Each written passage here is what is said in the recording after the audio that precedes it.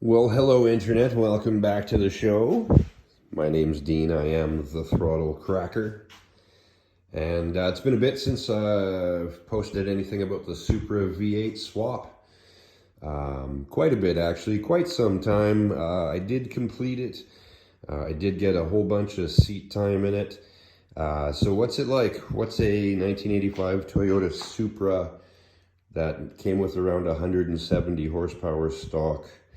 What's it like now with about 370 horsepower and 400 pounds of torque? Well, it's pretty stupid. It is bloody fast, without a doubt.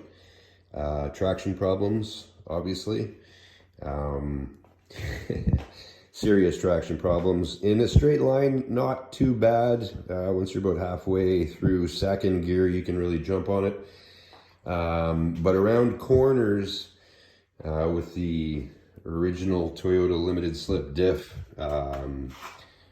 which is just sloppy loose out of the box, the inside tire gives out and breaks free all the way up until fourth gear.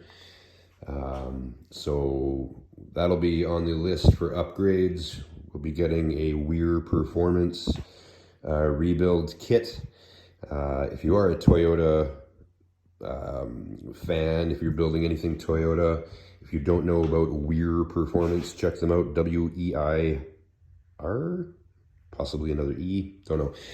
Check it out. Yeah, they got lots of shit for the 7.5-inch Toyota ring and pinion rebuild kits, shims, clutch packs, and most importantly, a collar with shims to replace the crush sleeves, the three of them that are inside the rear diff, the pinion and the two output axles.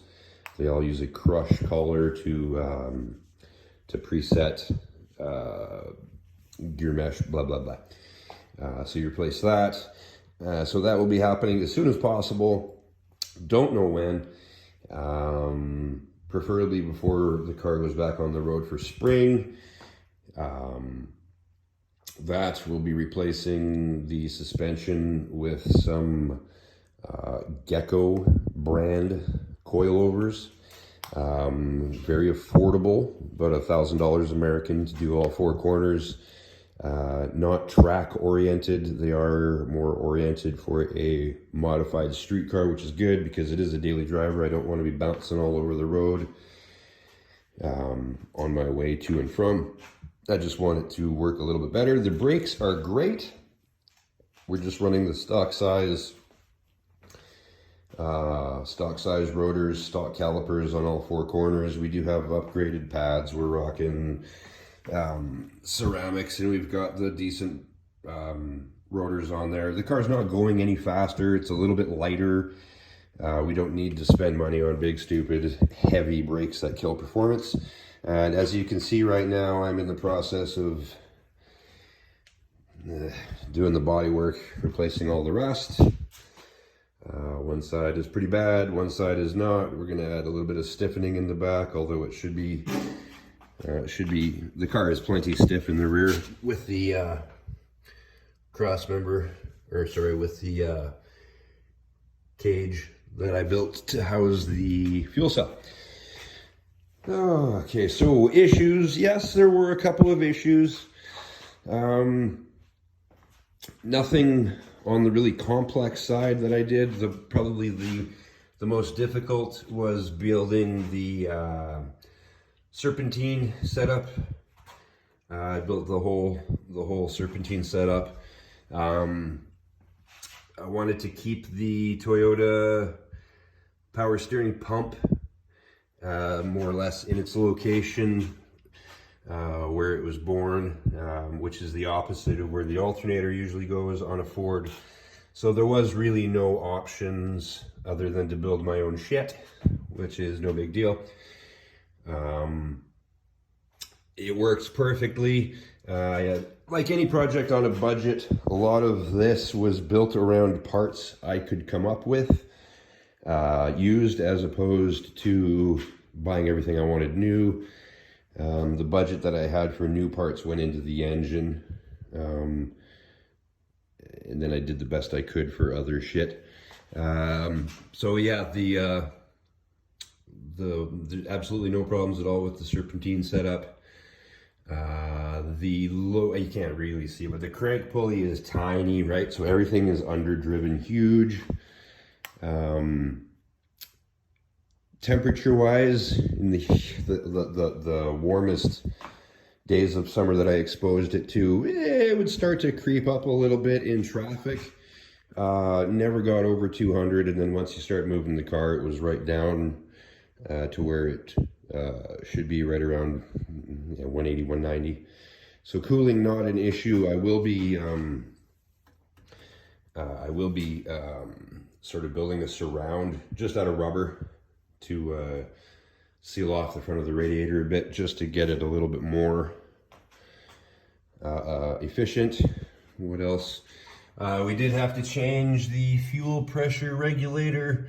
I upgraded to a return style as opposed to just the deadhead style pump I had on it previously. The Holly Street Demon carb, while being absolutely fantastic, it is sensitive to fuel pressure, and I really just couldn't get it low enough. So I went to a return line. Of course, more plumbing to the back of the car. What else? Oh yes, the oil pan I made, unfortunately, does have a couple of pinholes that would drip. I guess my water testing, I don't know, maybe I wasn't paying attention when I did the water testing on it, because it was leak-free, I thought. No big deal. I'll be pulling that out, fix it up a little bit, to be expected. Now the biggest factor I had, unfortunately, was I do have a driveline vibration. I did have to make a custom drive shaft. There's only really one of two things I had to have somebody else do, just because obviously I can't build and balance a drive shaft, especially a two-piece drive shaft like this. I did have to spend a shitload of money on that. That was a $700 touch. And the only other thing I had to do was I had a machine shop cut out the center of a Toyota pulley for the power steering pump and weld it into the center of a Ford pulley for the power steering pump so I could use it. But I do have a driveline vibration on the, let's see if I can, you see the fancy drive shaft? No, not really. It's fancy, trust me, it's pretty, it's under there. I guess during the build, I was paying more attention to the angle, like up and down, like if you're looking at the side of the car, the pinion angle versus the transmission output angle. They need to be very close, within about a half a degree or a degree of each other. And I totally got that. However, I guess it's part of the problem of building a car on your back, on the ground, as opposed to off of a hoist. I guess I got this angle a bit wrong. I think it's sitting like that. So the engine is sitting like this, and the rear drive shaft, of course, sits dead square to the rest of the car. So I was getting a driveline vibration at around 110 kilometers an hour. Basically just when you're going into fifth gear, I would get a vibration. Yeah, I actually went through quite a bit of grief to determine what the fuck that was about. Replaced U-joints, had the drive shaft builder go over the drive shaft again on their balancing machine. They did find one end of it was not perfect, so they rebalanced it for me. They were really good about it. But that is not the issue, so fortunately I did figure it out. So I have to, so I gotta reposition the motor. I gotta spin it to straighten it out, and I'm hoping it'll rotate sort of around the center. It's not likely because that's not where the fucking engine mounts are, but I have a hole in the hood, so I need to do my best to put it in the same location without having to do more bastardization of the hole in the hood, because it went so bloody well the first time I cut it out. Yeah, what else? Really no drivability issues. The car does feel the same as it did before, despite being a much larger engine. I did everything I could. Literally everything possibly that could be aluminum is aluminum. Everything that could go to the back of the car, or at the very least behind the central line of the front wheels, did go back behind that point to keep the balance as close to stock as possible. And yeah, the weight of the car with the different transmission and all the aluminum, it's, according to my calculations, it's about it's like less than 10 pounds lighter than the car.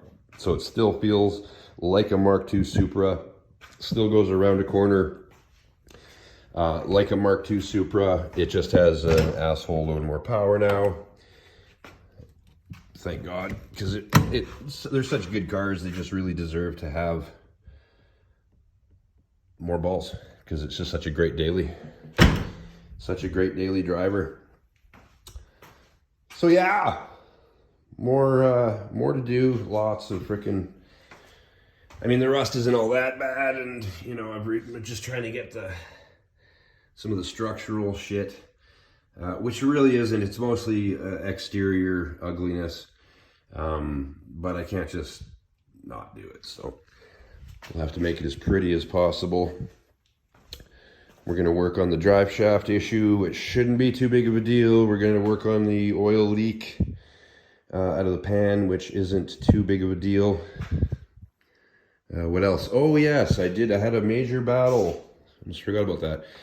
I had a major battle with my clutch. And by that I mean I couldn't get enough throw on the throw out lever to engage the clutch so that I could actually get it into gear, which is really disappointing when I first got the thing all together and fired it up. And I think I probably mentioned, well, I know I mentioned it to others, I don't know if I mentioned it in a video, but really the only way to tell whether that whole clutch system was going to be moving in and out enough could only be figured out once the engine was running. So not a big deal. I did have to because what happened was I added it's a hydraulic system. I've got a Willwood master cylinder replacing the Toyota master cylinder. The slave cylinder is the original Toyota, and basically I only kept that one because I got like 4 of them in stock. It's nice and small, and it doesn't really matter. The hydraulic system itself is under such little load. It's not as if it's going to be overworked, but I had to move where the rod was pushing against the fork, which is originally for a Ford Mustang, which uses a cable. What do they call it? A transit cable? Quadrant. No, they call it a quadrant. So there's a big cable that goes around a pulley, which changes the mechanical advantage typically. I did not use that, obviously, but the trans and the throw-out arm and that shit was set up for it. So in order for me to get enough throw on the throw-out arm, I had to move the plunger from the slave cylinder closer to the transmission, closer to the pivot point, increasing the amount of throw being used. And did finally figured it out. Got it dialed, obviously. Everything works really well now. It's a joy of a transmission. Very nice, positive, clunk, clunk, as anybody knows who's ever driven a T5 Tremec. Not the fastest shifting thing in the world, but doesn't really matter. At no point has this car been behind anything that it needed to make up time with a faster shift. It is an absolute beast. It is an absolute beast. I'm glad I did it. It sounds fantastic. I guess I think my new phone should actually be able to record some better audio. So when I do get the car back up and running, I'll record what it sounds like for everybody. I am running unusual for around here anyway, because they're very bloody expensive. They are Hooker, what do they call them? Hooker, oh shit horse, Hooker aero chamber, Hooker aero chambers, which are under their Super Comp title. They're the Hooker Super Comps. Aero chambers sound super good. I did not run any type of a crossover. The exhaust is a proper dual plane exhaust. Sorry, I'm looking at my intake manifold over there. Is a proper dual exhaust. There is no connection from one side of the motor to the other. And that is done strictly for sound. Yes, I know there would be more power if I used an X pipe or an H pipe. Don't need more power. And H pipe, yeah, maybe. X pipes on these motors sound like shit in my opinion, especially at high RPM, which is what we are going for on this build in particular. I'll probably make another video,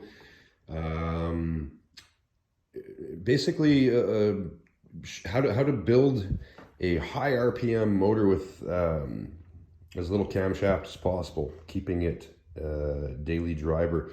So I did notice, well, we are running a fairly small cam. The intake manifold just seems to be a bit of a limiting factor. It does work really well down low, and it works really well up to around 6,000. But it just doesn't have the volume to go higher. And with the upcoming changes, this motor will be spinning to 7 pretty easily. Like shift at 7,000, probably rev it to 75. I'm going to do a video to teach you how to do that, to show you how I'm doing it anyway. So that required an upgrade in intake manifold. So I found this for sale locally. That is an Edelbrock Victor Jr. That is about as big as it gets. Definitely probably going to cost me some low-end torque at the which, you know, I really don't care. The thing makes no joke. This thing at idle is close to 400 pounds of torque, and it is just a completely flat torque curve. So I don't mind if we lose a little bit of torque in the pursuit of a higher RPM. Because yeah, I mean, shifting at 7 is just a great thing. These things sound really good. Full roller 302s sound really cool at high RPM. Just a lovely sounding motor, period. It's almost, its physical size and the way that these things sound is why I chose it, as well as the basically cheap and affordable selection of transmissions that you can bolt behind it, unlike an LS or like a 2J 6-cylinder swap, which was, there was no way that was going to happen. All right. Yeah, I think that pretty much covers it. So yeah, that intake manifold's going on. We're going to do some cam work I'll talking about in another video. But otherwise, yeah, we're doing the unpleasant body work for now. Yeah, hopefully we're done soon, even though we are currently right in the middle of winter. It's like 20 below zero.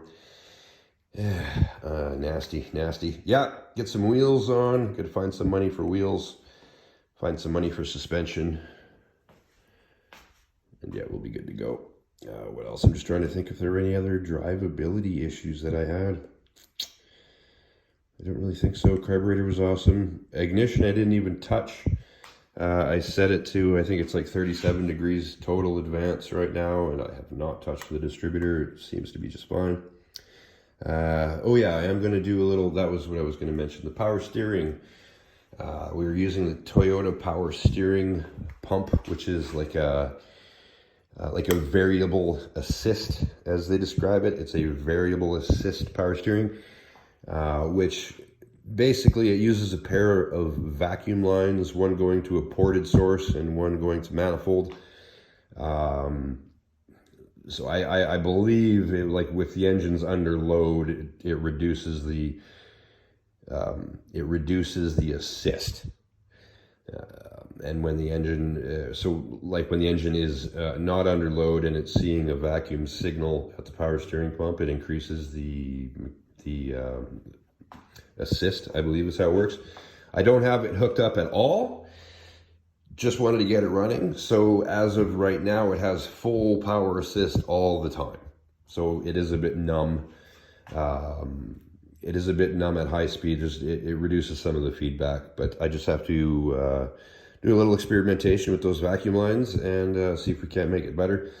To be honest, I'd like to have it with as little amount of assist at all times.